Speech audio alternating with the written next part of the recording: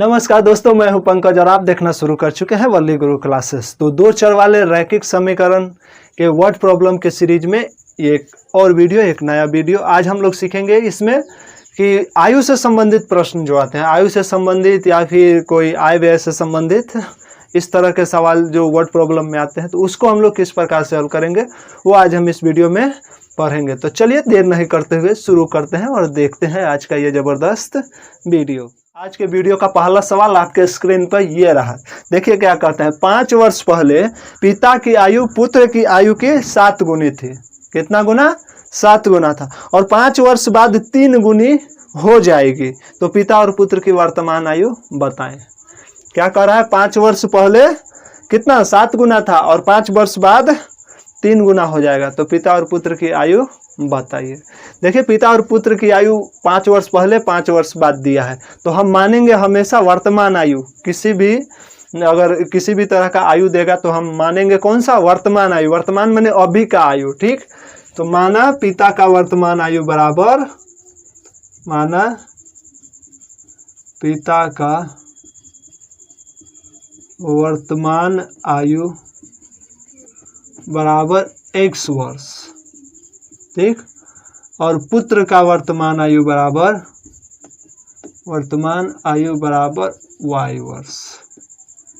ठीक, अब देखिए 5 वर्ष पहले और 5 वर्ष क्या होगा वर्तमान में। अगर आप सपोज कीजिए आप अगर 15 वर्ष के हैं तो 5 वर्ष पहले आप कितने के रहे होंगे? अभी में से 5 घटा देंगे यानी 10 वर्ष के रहे होंगे। अगर आपके पिताजी का आयु अभी 40 वर्ष है तो 5 वर्ष पहले उनका भी आयु कितना होगा? वर्तमान आयु में से क्या करेंगे? 5 वर्ष घटा देंगे। तो जब भी अगर 5 वर्ष पहले बोलेगा यानी 5 वर्ष पहले, तो वर्तमान आयु में से घटाएंगे। और जब भी बोलेगा 5 वर्ष बाद या फिर 10 वर्ष बाद, तो वर्तमान आयु में उतना जोड़ेंगे। और हाँ, ध्यान रखें जो हमेशा जोड़ घटाव बराबर ही होगा। यदि बोल रहा है कि पुत्र और पिता का वर्तमान आयु नहीं, बोल रहा है जो 5 वर्ष पहले का आयु, तो 5 वर्ष पहले जो है हमारा भी अभी जितना उम्र है उससे 5 वर्ष कम रहा होगा, और मेरे पिताजी का भी जो उम्र है अभी उससे 5 वर्ष कम रहा होगा। यानी जब अगर 5 वर्ष पहले हम जाएंगे तो दोनों का उम्र में से बराबर घटाएंगे वर्तमान उम्र में से। अगर 5 वर्ष बाद जा रहे हैं तो दोनों के वर्तमान उम्र में से बराबर ही जोड़ेंगे। तो ये चीज़ हम ध्यान रखेंगे, प्रश्न पे भटकेंगे नहीं। 5 वर्ष पहले उनको तो अलग अलग घटा देंगे। 5 वर्ष पहले या 10 वर्ष पहले यानी अभी में से 10 घटाएंगे, अगर 10 वर्ष बाद तो अभी में से 10 जोड़ेंगे। तो ये कॉन्सेप्ट आपको बिल्कुल क्लियर रहना चाहिए। ठीक, अब हमको बोला है प्रश्न से, इसमें देखिए क्या बोला है प्रश्न से, 5 वर्ष पहले। तो 5 वर्ष पहले अगर हम पुत्र की आयु का बात करें तो y-5 रहा होगा और पिता की आयु x-5 रहा होगा। तो प्रश्न में क्या बोला है कि 5 वर्ष पहले पिता की आयु पुत्र की आयु की 7 गुनी थी। 5 वर्ष पहले पिता की आयु, तो पिता की आयु कितना है? x है अभी, तो 5 वर्ष पहले x-5 रहा होगा। अभी अगर x वर्ष के हैं पिताजी तो 5 वर्ष पहले उनका उम्र कितना रहा होगा? x-5। तो 5 वर्ष पहले अगर ये x-5 रहे तो इनका पुत्र भी जो है 5 वर्ष पहले y-5 का रहा होगा, क्योंकि ये 5 वर्ष पहले तो ये भी 5 वर्ष पहले, अभी जितना उसमें से 5 घटेगा। तो 5 वर्ष पहले पिता की आयु पुत्र की आयु का कितना गुना दिया है? 7 गुना था, यानी इससे 7 से गुना। 5 वर्ष पहले पिता की आयु पुत्र की आयु की 7 गुनी थी, यानी पुत्र का भी 5 वर्ष पहले वाला आयु लेंगे, वर्तमान में 7 गुना नहीं करेंगे। अब इससे हम लोग एक समीकरण निकालेंगे, x-5 बराबर 7y-7 बचे 35, यानी x-7y इधर प्लस में इधर ले आएंगे तो माइनस में, बराबर -35 और +5, यानी x-7y बराबर आ गया हमको -30। ये हो गया समीकरण 1। ठीक, अब देखो पुनः प्रश्न से पढ़ो, पुनः प्रश्न से, प्रश्न को दोबारा पढ़िए क्या कहता है। पुनः प्रश्न से बोलता है कि 5 वर्ष बाद कितना हो जाएगा? 5 वर्ष बाद पिता और पुत्र की वर्तमान आयु ज्ञात कर। 5 वर्ष बाद 3 गुनी हो जाएगी। कितना गुना हो जाएगा? 3 गुना। तो 5 वर्ष बाद 3 गुना यानी 5 वर्ष बाद पिताजी का उम्र क्या हो जाएगा? x + 5 और पुत्र का उम्र हो जाएगा अभी वर्तमान की आयु से x प्लस वाई प्लस 5। तो 5 वर्ष पहले 7 गुना था और 5 वर्ष बाद हो जाएगा कितना 3 गुना, यानी 3 गुना 5 वर्ष बाद। अगर ये 20 का भी है तो 20 प्लस 5 हो जाएगा, ये अगर 40 है तो 40 प्लस 5 हो जाएंगे। यानी जितना मानेंगे उसमें बाद वाला बोलेगा, बार बार हम यही कंसेप्ट आपको समझा रहे हैं, बाद वाला बोलेगा यानी 5 वर्ष बाद, 10 वर्ष बाद, 20 वर्ष बाद, तो उसमें क्या करेंगे जोड़ेंगे। और 20 वर्ष पहले, 15 वर्ष पहले बोलेगा तो उसमें हम क्या करेंगे घटाएंगे। ठीक, तो अब इससे हम दूसरा समीकरण निकाल लेते हैं। क्या हो जाएगा x प्लस 5 बराबर 3y प्लस 15। और समीकरण हल करने में तो आप लोग अब माहिर हो गए होंगे। x माइनस 3y बराबर 15 माइनस 5, ये माइनस उधर गया प्लस में, तो x माइनस 3y बराबर 10, ये हो गया समीकरण 2। x माइनस 7y बराबर माइनस 30 और x माइनस 3y बराबर 10। तो अब जो है इस दोनों को हल करेंगे और हम लोग क्या करेंगे x और y का मान निकालेंगे, यानी वर्तमान आयु दोनों का निकालेंगे। देखिए समीकरण 1 और 2 में दोनों में x है। ठीक, तो इसमें कुछ गुना नहीं करते हैं, लुप्तीकरण विधि से समीकरण 1 में से 2 घटा देंगे तो 1 कट जाएगा और बाकी y में मान निकल जाए। तो समीकरण 1 में से समीकरण 2 को घटाने पर, समीकरण 2 को घटाने पर 1 में से 2 को घटाएंगे। देखो क्या है, एक x माइनस 7y बराबर माइनस 30 और यहाँ है x माइनस 3y बराबर 10। घटा रहे हैं तो साइन इसका क्या हो जाएगा, बदल जाएगा, x से x कट गया, 7y में प्लस 3y हो गया, तो माइनस में 4y बराबर माइनस 40। माइनस से माइनस कट गया, 4 से 10 बार, यानी y बराबर कितना आ गया 10। y बराबर हमारा कितना आ गया 10। अब y आ गया 10, तो y से अब समीकरण y का मान हम किसी एक समीकरण में रख के x का मान निकालेंगे। तो y का मान समीकरण 2 में ही रख देते हैं, 1 ये 2, क्योंकि इसमें गुना भाग थोड़ा कम है, 10 से उसमें 30 से, तो y का मान समीकरण 2 में रखने पर, y का मान अब समीकरण 2 में रखेंगे तो क्या हो जाएगा, x माइनस 3 गुना y कितना आया 10 बराबर 10 है, यानी x बराबर 10 और 3 दहाई 30, इधर माइनस में उधर जाएगा तो प्लस में, यानी x बराबर 40। यानी पिता की वर्तमान आयु कितना आ गया हमको, पिता की वर्तमान आयु बराबर आ गया हमको x वर्ष बराबर 40 वर्ष और पुत्र की वर्तमान आयु, पुत्र की वर्तमान आयु बराबर y वर्ष बराबर 10 वर्ष। यानी पिताजी अभी 40 वर्ष के हैं और पुत्र कितना है 10 वर्ष का है। तो उम्मीद करते हैं कि ये आयु संबंधित ये पहला प्रश्न आपको अच्छे से समझ में आ गया होगा। एक बार स्क्रीनशॉट ले लीजिएगा और बाद में देखने में आपको सहूलियत होगी। तो चलिए अब दूसरे प्रश्न पर कहता है, प्रश्न देखो, इसमें कहता है कि पिता की वर्तमान उम्र उसके बड़े लड़के की उम्र की 2 गुनी है और 10 वर्ष पश्चात पिताजी का उम्र जो है छोटे लड़के की उम्र की 3 गुनी हो जाएगी। यदि दोनों लड़कों में उम्रों का अंतर हमको 15 वर्ष है तो पिता की वर्तमान आयु निकालिए। देखो अब इसमें 3 व्यक्ति को एक साथ दे दिया है, पिता, पुत्र और छोटा वाला पुत्र, बड़ा लड़का और छोटा लड़का। तो अब हम लोग किसको माने, इसी में बच्चे कंफ्यूज हो जाते हैं। देखो क्वेश्चन के लास्ट में दिया है कि बड़े लड़के और छोटे लड़कों के उम्र का अंतर 15 वर्ष है, तो हम लोग बड़े छोटे के ही उम्र के बारे में मानेंगे। तो माना बड़े लड़के की उम्र कितना है, बड़े लड़के की वर्तमान आयु, या उम्र भी लिख सकते हैं, वर्तमान आयु ही लिख देते हैं।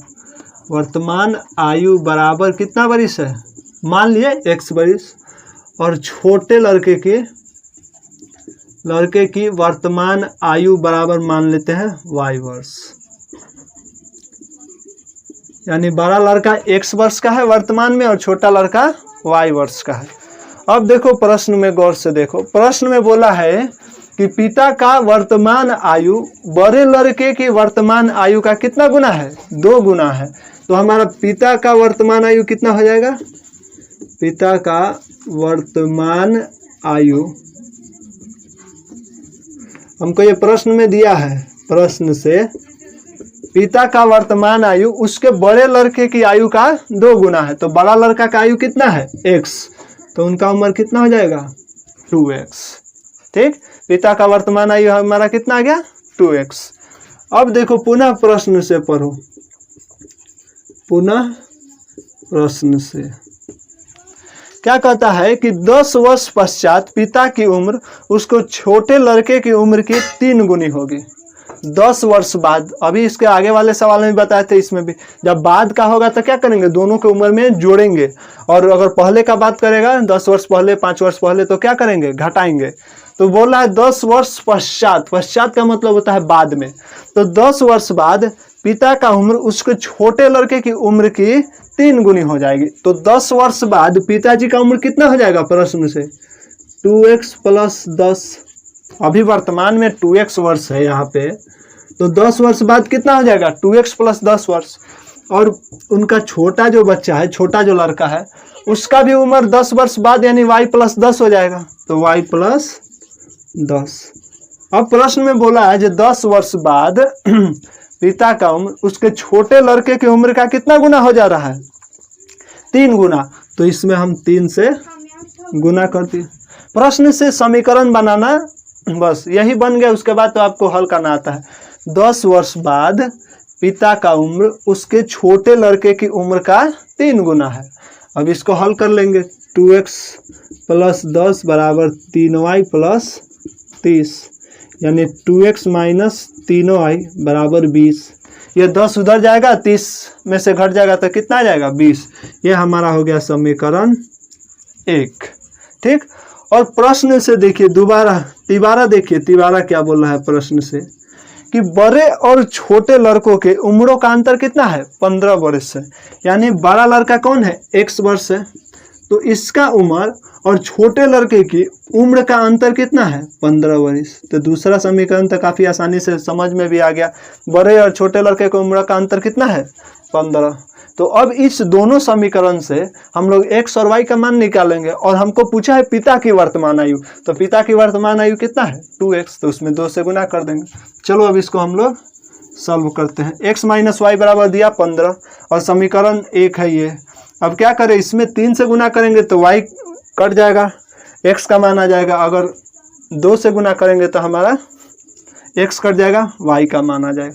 तो हम क्या करते हैं? y को ही काटते हैं, क्योंकि पिता का वर्तमान आयु सिर्फ निकालना है, तो इसमें भी थोड़ा समय बचाएंगे। अब अगर हम x को काटते हैं तो y का मान आएगा, फिर y का मान समीकरण 1 या 2 में रख के हम x का मान निकालेंगे।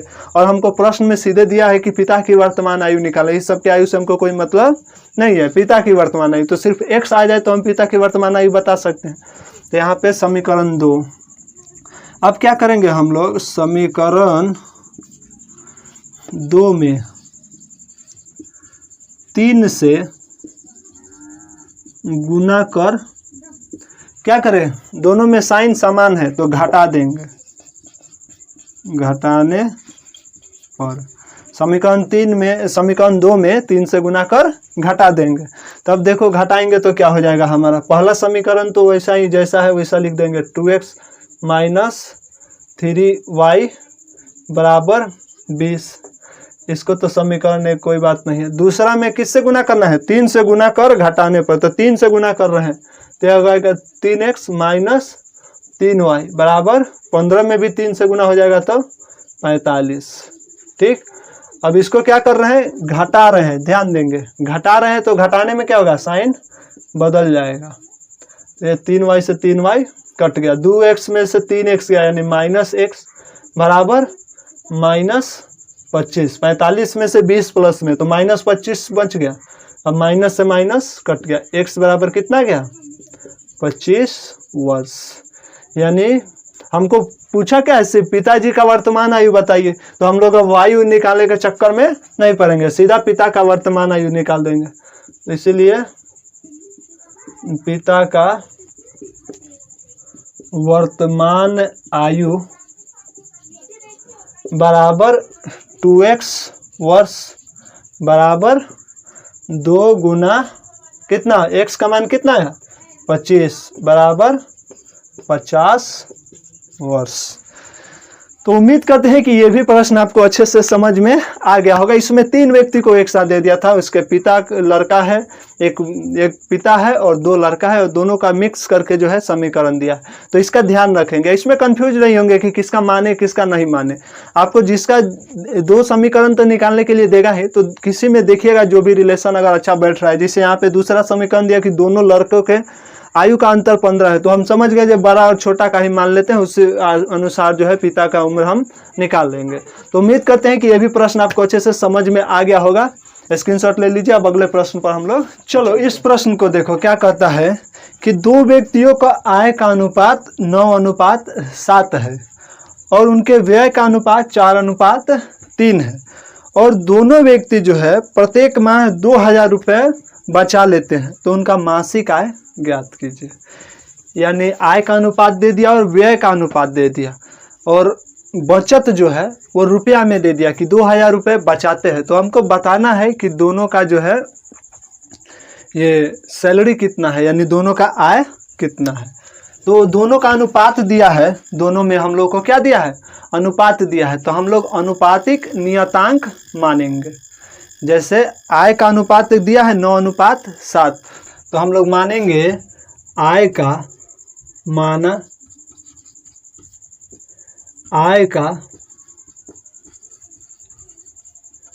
अनुपातिक नियतांक बराबर x, ठीक। और व्यय का, व्यय मतलब होता है खर्च, व्यय का अनुपातिक नियतांक बराबर y, ठीक। तो हमको 2 व्यक्ति है, तो पहले व्यक्ति का आय कितना हो जाएगा, आय का अनुपातिक नियतांक मान लिए x और व्यय का अनुपातिक नियतांक मान लिए y। और आय का अनुपात कितना है, 9:7 है, यानी पहले व्यक्ति का आय कितना हो जाएगा, पहले व्यक्ति का आय बराबर 9x, 9:7 है, तो पहले का अगर 9x है तो दूसरे व्यक्ति का आय कितना है, दूसरे व्यक्ति का आय बराबर 7x, क्योंकि आय का अनुपातिक नियतांक कितना दिया, 9:7, यानी अगर पहला 9x कमाता है तो दूसरा 7x कमाता है। और व्यय का, पहले व्यक्ति का व्यय बराबर कितना है, व्यय का अनुपात कितना है 4:3, तो 4y, तो दूसरे का व्यय कितना हो जाएगा, दूसरे व्यक्ति का व्यय बराबर 3y। क्योंकि हमको प्रश्न में दिया है कि आय का अनुपात है 9:7 और खर्च का अनुपात है, यानी व्यय का अनुपात है 4:3, और दोनों बचा लेता है 2000 रुपये। तो हमको बताना है कि दोनों का आय क्या है। अब प्रश्न से देखते हैं, बचाता है 2000, इसका मतलब क्या है कि जितना कमाता है, जितना आय है, उसमें से खर्च यानी व्यय को घटा दे तो हमको 2000 आ जाना चाहिए, तभी ना बचा। हम कमाए जितना और खर्चा जितना किए, तो कमाए टोटल, उसमें से खर्चा वाला घटा देंगे तो हमको बचत निकल जाएगा। तो वही प्रश्न से पहले व्यक्ति का बचत कितना हो जाएगा, पहले व्यक्ति का बचत बराबर 9x पहले व्यक्ति का आय है, ठीक, और खर्चा कितना है 4y, यही होगा। और हमको प्रश्न से दिया है जो पहले व्यक्ति का भी बचत 2000 हो रहा है, ठीक, यानी आय में से व्यय घटा दिए तो 2000 आ गया, ये आ गया हमारा समीकरण 1, ठीक। अब दूसरे व्यक्ति का कितना हो जाएगा, दूसरे व्यक्ति का बचत बराबर कितना होगा, कमा कितना रहा है दूसरा व्यक्ति 7x, और दूसरे व्यक्ति का खर्चा कितना है 3y, और ये भी बचा रहा है हमारा कितना 2000 रुपये। ये हो गया समीकरण 2। अब समीकरण 1 और समीकरण 2 आपको आ चुका है। अब इसका हल करना तो आप लोग अच्छे तरीके से जानते होइएगा। यहाँ पे 4y है, यहाँ पे 3y है। तब क्या करें हम लोग, समीकरण 1 में 3 से तथा समीकरण 2 में 4 से गुना कर, क्या करेंगे, साइन बराबर है तो घटाने पर क्या करेंगे, घटाना पड़ेगा, तो घटाने पर समीकरण 1 में 3 से तथा समीकरण 2 में 4 से गुना कर घटाने पर। तो इधर आ जाते हैं, इधर देख लेते हैं, इसको घटाएंगे समीकरण 1 में 3 से, तो 3 से इसमें गुना करो तो 9 तिया 27x माइनस 4 तिया 12y बराबर 2 तिहाई 6000 आ गया। ठीक, और दूसरा में हमको कितना से गुना करना है, 4 से गुना, तो 4 से समीकरण 2 में करेंगे तो सच्चू का 28x माइनस 12y बराबर 4 से करेंगे तो ये आ जाएगा हमारा 8000। ठीक, और क्या लिखे हैं, घटाने पर, साइन बराबर रहेगा तो हमेशा हम लोग क्या करेंगे, घटाएंगे, तो इसमें से घटाओ, ये से ये कट गया। अब 28x माइनस प्लस में 27x, तो माइनस में कितना बच गया, x बराबर माइनस में 2000, यानी x से माइनस कट गया, x बराबर कितना गया 2000। हमको प्रश्न में बोला है सिर्फ क्या कि हमको आय बताइए, तो हम आय के लिए 9x और 7x है, तो हम सीधा आय निकाल देंगे। पहले व्यक्ति का आय कितना हो जाएगा, पहले व्यक्ति की आय, यहाँ पे की लिख लेंगे, भाषा में मैथ में उतना हिंदी का उतना भाषा का ध्यान नहीं देंगे। पहले व्यक्ति की आय बराबर 9x बराबर 9 गुना 2000 बराबर 18000, और दूसरे व्यक्ति की आय कितना हो जाएगी, दूसरे व्यक्ति की आय बराबर 7x बराबर 7 गुना 2000 यानी 14000। तो उम्मीद करते हैं कि ये प्रश्न आप अच्छे से समझ गए होंगे। देखिए इसमें बेसिक क्या था, आय और व्यय का अनुपात दिया था, तो हम अनुपातिक नियतांक मान लिए x और y, और आय में से व्यय घटाएंगे तभी ना बचत निकलेगा। आय का मतलब आमदनी और व्यय मतलब खर्चा, तो जितना आमदनी आया उसमें से खर्चा हम घटा दे तभी ना हमारा बचत आएगा। तो वही हम किए, पहले व्यक्ति का आय हमको 9x और खर्चा कितना है 4y, तो इतना समीकरण 1 आ गया, समीकरण 2 आ गया, और दोनों को हल किए तो पहले व्यक्ति का आय कितना गया 18000 आ गया, और दूसरे व्यक्ति का आय गया 14000। तो उम्मीद करते हैं कि ये प्रश्न आपको अच्छे से समझ में आ। प्रश्न को देखिए, ये भी जबरदस्त सवाल है, इसको देखिए क्या कहता है कि तनु 2000 रुपये निकालने के लिए एक बैंक गई। ठीक, तनु ने 2000 रुपये निकालने के लिए कहाँ गया, एक बैंक गई, और उसने खजांची से 50 रुपया और 100 रुपया का नोट देने के लिए कहा। कितने का, 50 रुपया और 100 रुपया का नोट देने के लिए कहा, और तनु ने कुल 25 नोट प्राप्त किए। तो ज्ञात कीजिए कि 50 रुपये और 100 रुपये के कितने कितने नोट प्राप्त किए। अच्छा सवाल है, काफ़ी आसान सवाल भी है, लेकिन थोड़ा समझने लायक भी है। हम परीक्षाओं में बार बार ऐसे सवाल पूछते हैं जो जनरल लाइफ से संबंधित है, उस तरह का वर्ड प्रॉब्लम दे देते हैं, और आपको मतलब बनाना रहता है। परीक्षा में ज़्यादा लेंदी सवाल नहीं पूछता है, कभी भी अगर बोर्ड एग्जाम का क्वेश्चन देखे तो लेंदी ज़्यादा नहीं पूछता है, लेकिन हाँ कॉन्सेप्चुअल सवाल जरूर पूछता है। ये भी देखिए सवाल ज़्यादा लेंदी नहीं है, लेकिन कॉन्सेप्चुअल है, जहाँ किस तरह से इस पर कॉन्सेप्ट, कौन सा कॉन्सेप्ट लगाते हैं और किस तरह से इसको बनाते हैं, ये बहुत इंपॉर्टेंट हो जाता है। क्या बोला है, 2000 रुपये तनु निकालने गई है, और 50 का और 100 का नोट लेती है, और टोटल नोट 25 है। तो हमको बताना है कि कितने 100 के था और कितना 50 का था। ठीक, तो हम लोग मानते हैं कि माना 100 रुपये के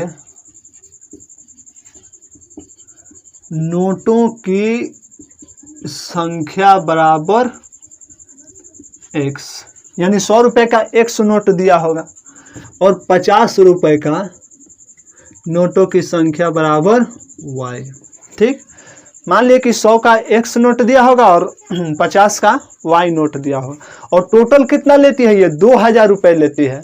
तो अगर प्रश्न से देखें, प्रश्न से 100 का कुछ नोट है, यानी 100 गुना x, मान लिया हम जाए, अगर हम कहे जो हमको 200 रुपया दो, खजांची के पास 4 नोट हमको मिल रहा हो, चाहे 200 में कुछ 50 का है और कुछ 100 का है, तो ये कह सकता है कि वो 100 का एक नोट दे दिया और 50 का 2 दे दिया, 100 का 1 दिया और 50 का 2 दिया, तो अभी नहीं जोड़े तो हमको 200 आ गया।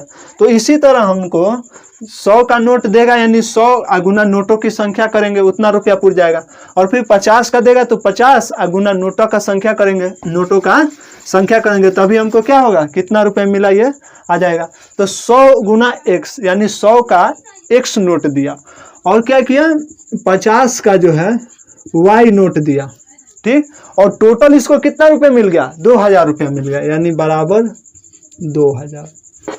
उम्मीद करते हैं ये लाइन आपको समझ में आ गया होगा कि अगर 100 का x नोट दिया तो 100 x रुपया इसको टोटल हो गया, और 50 का अगर y नोट दिया तो 50 y टोटल रुपया हो गया, और दोनों को जोड़ दिए तो कितना रुपया दिया उसको, 2000 रुपये। अब इसमें हम क्या करते हैं, कॉमन वॉमन ले लेंगे और इसको आसान से कर देंगे।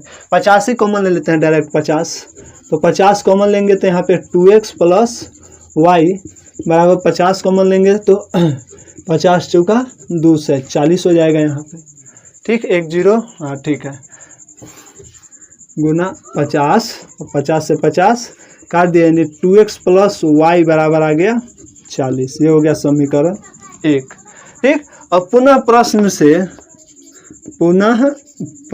से क्या कहता है कि तनु ने कुल 25 नोट प्राप्त किए। कितना नोट प्राप्त किया, 25। अब पता नहीं 100 का कितना था, 50 का कितना था, लेकिन दोनों का योग कितना था, 25 था, यानी 100 का नोटों की संख्या x और 50 के नोटों की संख्या y, और दोनों को मिला दे तो 25 नोट था, ठीक, यानी x प्लस y बराबर कितना आ गया, 25। अब इस तरह से ये हो गया हमारा समीकरण 2। अब देखो यहाँ y लुप्तीकरण विधि से कर दें, चाहे अगर प्रतिस्थापन कर रहे हैं तो x बराबर 25 माइनस y लिख दीजिए, या फिर लुप्तीकरण से इसको भी सॉल्व कर लेते हैं। तो समीकरण 1 घटाव 2, समीकरण 1 में से 2 को घटाने पर सीधे लिख दिए घटाव 2। अब आप समझ गए होंगे हल करने का विधि, तो आप पिछले बार मैं बोल रहा हूँ कि पिछले 3-4 एक्सरसाइज में आप हल करना सीख गए हैं। आलेख विधि से ये लुप्तीकरण 5 विधि हम बताए हैं, 5 से आप सीख ही गए होंगे। अगर नहीं देखे हैं तो डिस्क्रिप्शन में उसका लिंक है, वहाँ पे 5 विधि आप जाके देख लीजिएगा। इसको हम लोग अब लुप्तीकरण विधि से सॉल्व कर रहे हैं, इसीलिए 1 में से 2 को घटा रहे हैं। तो देखो एक क्या है, 2x प्लस y बराबर है 40, और दूसरा क्या है, x प्लस y बराबर हमारा है 25, ठीक। अब घटाए हैं तो साइन क्या होगा, बदल जाएगा, तो y से y कट गया, तो हमारा x बराबर कितना आ गया, 2x में से x गया तो x आ गया, अब बराबर ये 40 में से 25 गया यानी 15। अब x का मान क्या करेंगे हम लोग, समीकरण 2 में रखने पर, आपकी इच्छा आप 1 में रखें 2 में रखें, लेकिन देखिए 1 में गुना करना पड़ेगा 40 है, 2 में आसानी है इसलिए 2 में रख दिए। तो 2 में रखेंगे तो x कितना है 15 जोड़ y बराबर 25, यानी y बराबर 25 माइनस 15, यानी y बराबर कितना गया 10। यानी 100 रुपए के नोटों की संख्या कितना होगा 10, और 50 रुपए के नोटों की संख्या 15, इसीलिए कितना 100 रुपए के नोटों की संख्या बराबर 100 रुपए के नोटों की संख्या कितना है x बराबर 15। 100 रुपए के कितने नोट हो गए 15, और 50 रुपए के 10। अब 50 रुपए के नोटों की संख्या बराबर y बराबर 10, यानी 100 का 15 और 50 का 10, यही हमारा आंसर है। देखो आंसर वेरीफाई भी कर लेंगे तुरंत उसी समय बनाएंगे। देख 100 का अगर हमके पास 100 का अगर 15 दिया है तो 1500 दिया, और 10 दिया 50 का यानी 500 दिया, तो 1500 और 500 2000 दिया टोटल, ठीक है। और दोनों नोटों का योगफल देखिए, 15 100 का नोट है और 10 जो है 50 का नोट है, तो कुल कितना नोट है 25। तो उम्मीद करते हैं कि ये आपको समझ में आ गया होगा। ये जनरल लाइफ से संबंधित सवाल है, इस तरह के सवाल जरूर परीक्षा में आते हैं जो कि बार बार पूछे जाते हैं। तो उम्मीद करते हैं कि ये भी आपको अच्छे से समझ में आ गया होगा।